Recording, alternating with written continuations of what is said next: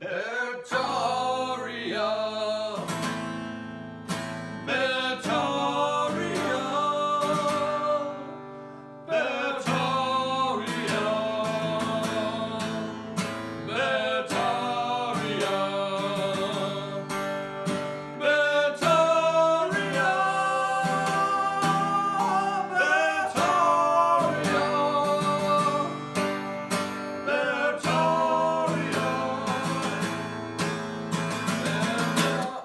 Victoria. All right. Hello, Bears. August 13th. Blaze's fourth or fifth day out of Babylon. Blaze. Year of our Lord. This is the Lord's year. This is what we're going to try to cover today. We watched Mulholland Drive. We're going to try to talk about how that movie's subject matter applies to Babylon and Bertaria. And Blaze is going to tell you how his brain's feeling being out here on this, in the wilderness for a while. All right, I didn't know that, but okay. That sounds good. So what do you want to talk about first? Let's get Mulholland Drive out of the way. That's what I knew that we were going to talk about, but haven't prepared anything. But we'll just rattle off some of the same conversations we've had before. Mulholland Drive, I definitely liked. I think we both agreed that we didn't really get much of it the first time we watched it, which probably was 10 years ago at the most, or at the least. And yeah, I don't remember being very impressed with it, but I think a lot of it was going over my head. And I've always got this thing with David Lynch where I think that he does have a lot of synchronicities going on. But yeah, I think he is like the archetypal director of mushing things around abstractly and then striking gold with it sometimes. And if not, it's at least weird, and so you feel like you might be onto something even when you might not be, but a lot of times there's some real good liquid gold there. Celluloidal gold.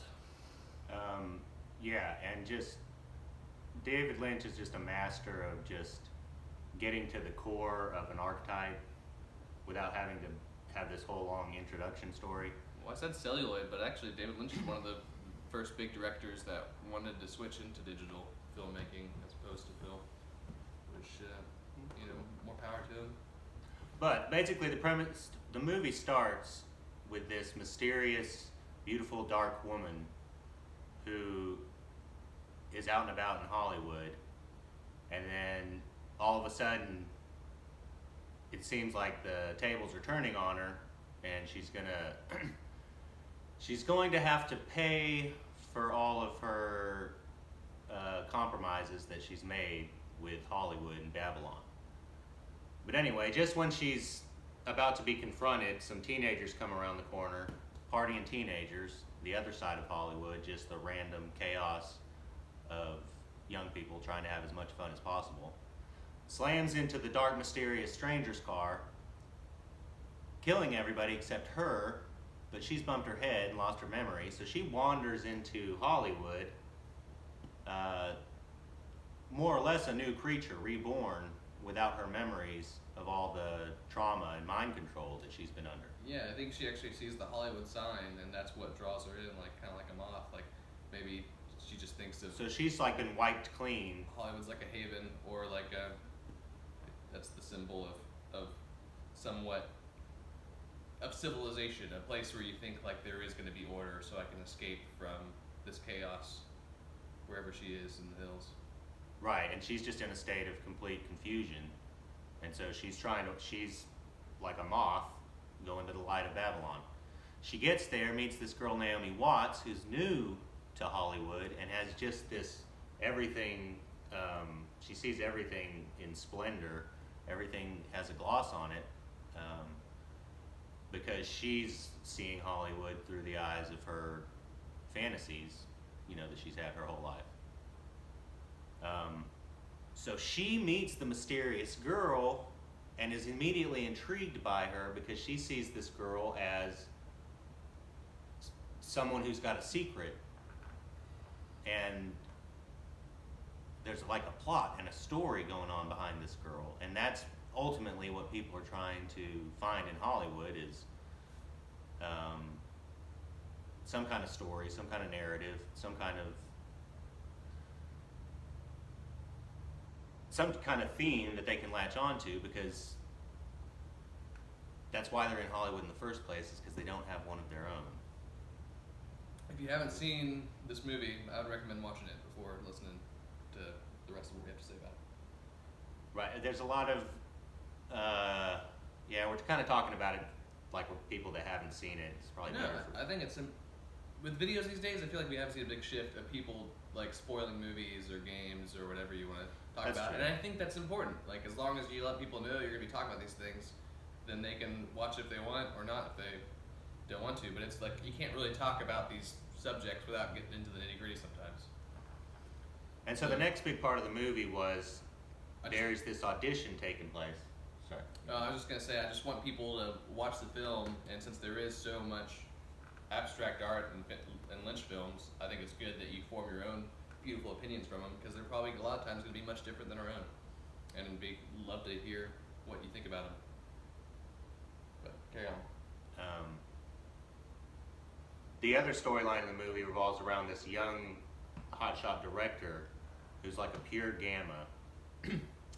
And Blaze is a gamma. Does that mean anything to you? Like a gamma? Like a gamer Yeah. rail? No, sir. In the I've heard of it in a long time. Define it. alpha, beta, gamma, just the social, sexual hierarchy spectrum. Yeah. Well, and gamma. and that's what their world revolves around, is more sex instead of dominance. Well, it's just one way of looking at all humans. All humans kind of fall somewhere on the sexual spectrum, sexual hierarchy spectrum. Mm-hmm. And you know, the alpha has his place, the bravo has his place, the delta has his place, the omega has his place.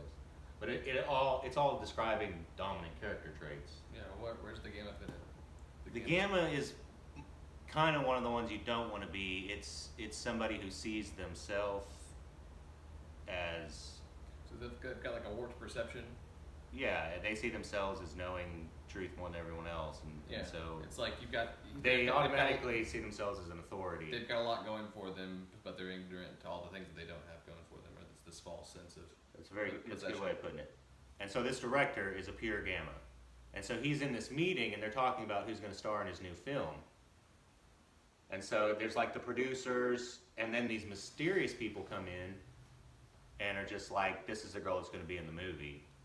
And so the producers are like just completely cowing to them and being like, whatever you say, treating them almost like alien gods, because that's almost what they seem like, because they're not quite human and they don't quite know how to behave like humans, but they're just kind of there to tell them this is the girl that's going to star in the movie.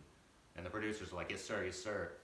But the director's like, what's even going on here? Like, I'm the creative force behind this movie. I'm the authority that gets to say who's in it. And so that whole half of the movie is him coming to terms with the powers that be of Hollywood, who are like, we use you, and Blaze made a really good point about this. We don't know how to experience these special human moments that happen in movies, and we don't even know how to make these movies. We don't have creative impulses, but we know how to make you recreate these special moments, and somehow that's as close as we can come to them. We being the Grabblers, Archon, completely evacuated species that's in charge of Hollywood. Yeah, it's like the director controls the movie, but they control the director, so they call the final shots, but they get to like live vicariously through them in a way. And I feel like later in the film, they even kind of, I feel like there's not only does it happen, like there's so many times that you see in Hollywood where celebrities are pinned up with each other and producers. That's been going on since the 50s and it still goes on today. And that's just, I feel like them flexing their power over, like, oh, I would love to be with this girl. Maybe I can't be with this girl, but I can get this actor and this girl together, and society and people that watch the media will believe that. And like they get to, like I'm saying, like live vicariously through that and experience. Or I'm sure like the Harvey Weinsteins, who are just, mid-level grabblers, they'll sleep with the starlet, then the starlet will star in the movie. All of America will lust after the starlet, and then for just a brief little period of time, Harvey Weinstein will feel like he's a real special boy because he slept with her. But it doesn't last long, as you see. They've got to keep doing it over and over and over. And maybe they get these other people in these relationships with these starlets, and they have this narrative that they've created in their mind, so that they can, like, they've got this, or in the movie, they make this one starlet be the heroine, and then they view her as this iconic character, not just as a person, but as this character. So when they finally do sleep with that person, they believe that they are in the movie, and now they're sleeping with the character. They're sleeping with that character. Yeah, and vice versa. Yeah, there's even a scene where the director is running over a few lines with one of the actresses, and like, or one of the actors, and is showing how it's like a romance scene, and he's showing the actor exactly how he should play his role, the way he should touch her face and look away from her, and like the way he should. Like, he's demonstrating the intimacy in the moment. Yeah, and get intimate, and he even goes so far as makes out with the woman, the director does with the actress, and it's like, yeah, it's a person that he's with, but it's, yeah, just getting to flex that, and that's like on a small scale what the producers are doing. It just scales down from there. Right, taking advantage of taking advantage of taking advantage. They're using, a lot of times they use it as a teaching moment, but it's really for a lot of their own pleasure. But I think there's probably teaching in there too. They are trying to show what they want, but it's big because it's exactly that. It's what they want. It's not what they want for the film, but a lot of times what they want for themselves. Okay, so now back to the two other characters, the dark, mysterious stranger and the Naomi Watts, innocent, naive, beautiful, young, new to Hollywood girl.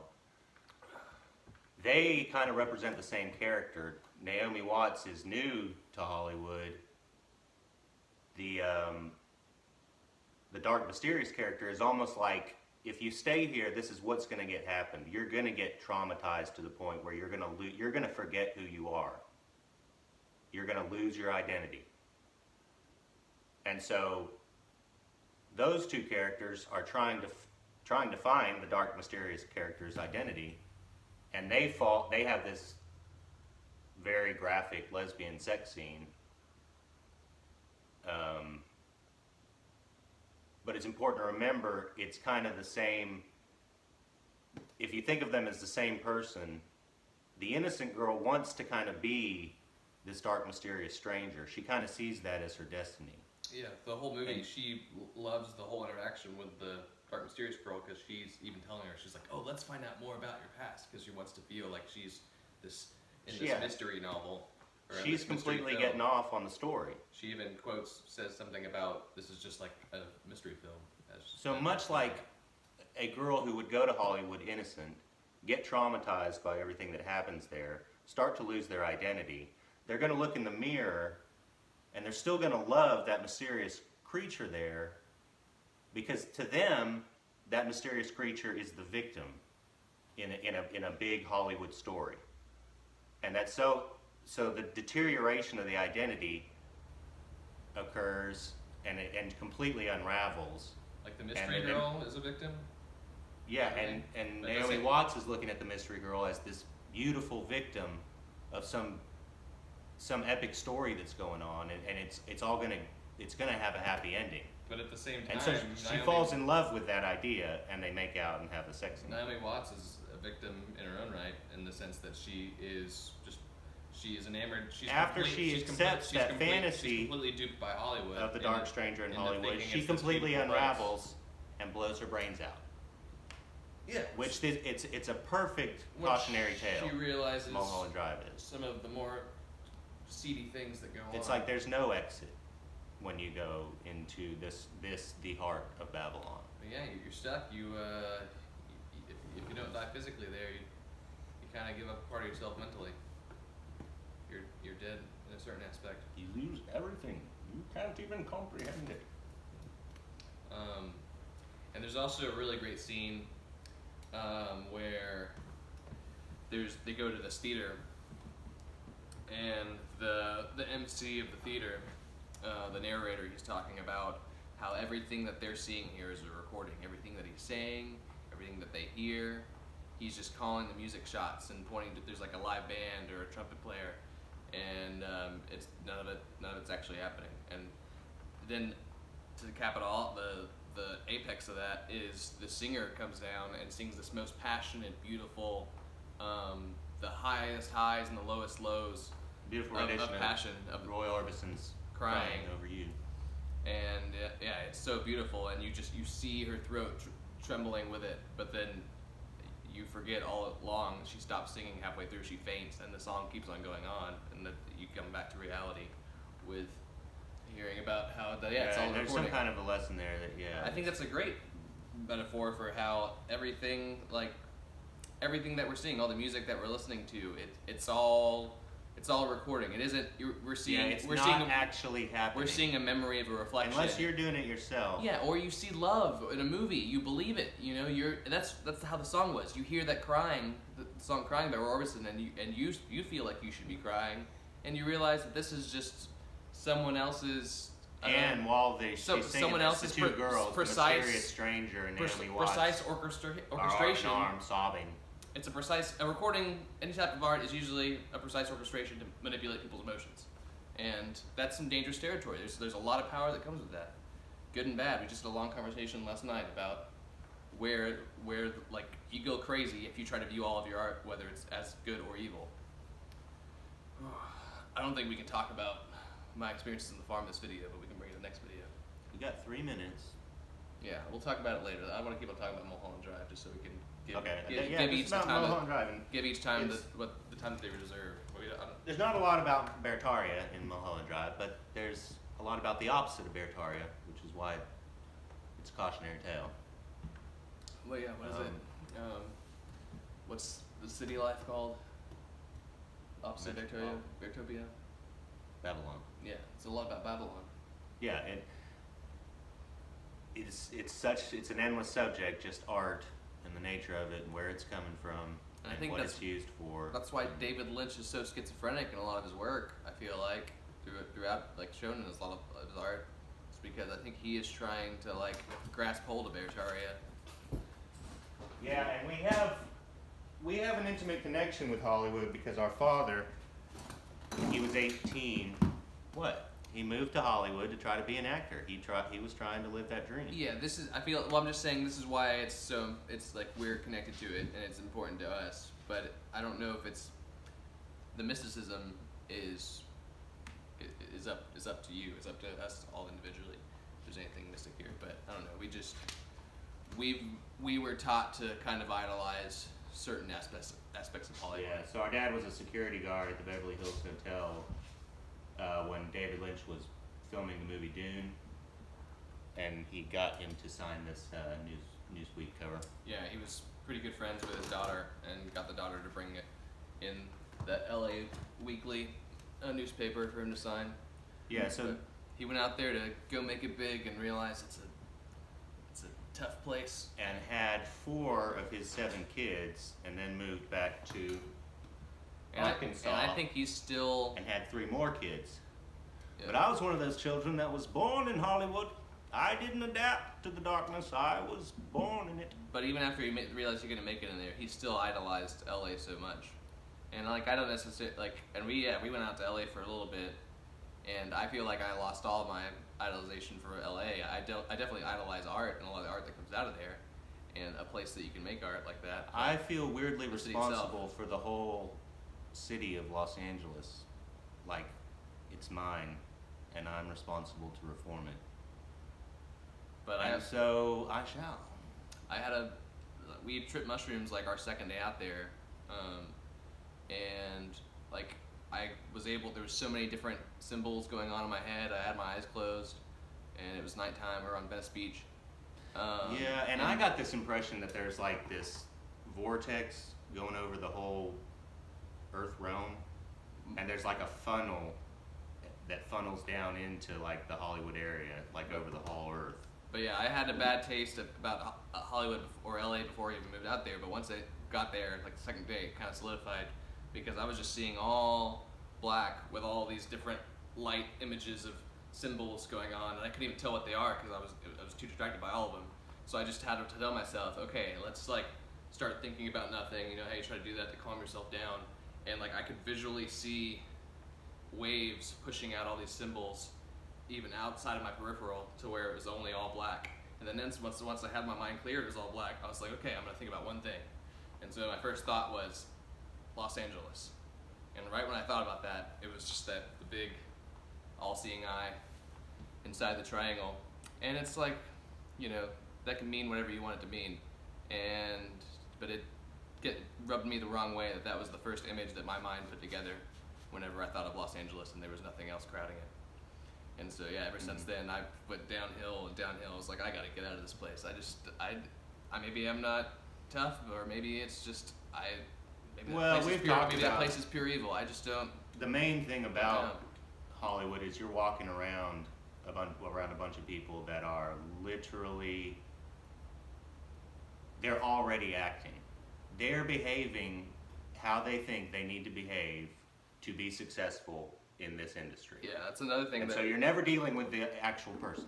We talked about when leaving it was that we realized that people, I think we came to the conclusion that everyone that you meet there is very nice, but just on a superficial level. Like once they realize that they can't get anything out of you more than, and that you're not going to help them further their career in any way.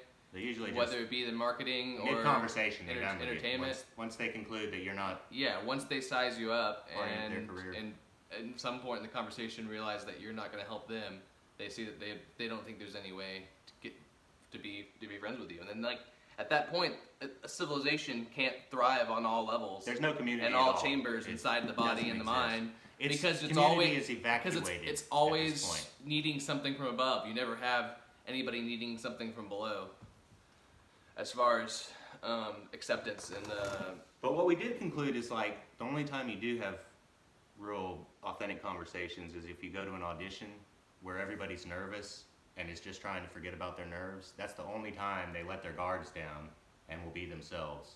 And so it's just like this weird atmosphere of everybody's just okay with each other and talking and all on the same level, encouraging each other. I think they got their guards down to a certain level, but I feel like there's so many people, a lot of people. That's true, but yeah, that is interesting. That's I think that's a good point. Part of it. Okay, so that's the video for today. Mulholland Drive. Stay out of Hollywood. Love you guys. I love me too. Talk to you tomorrow, Bears.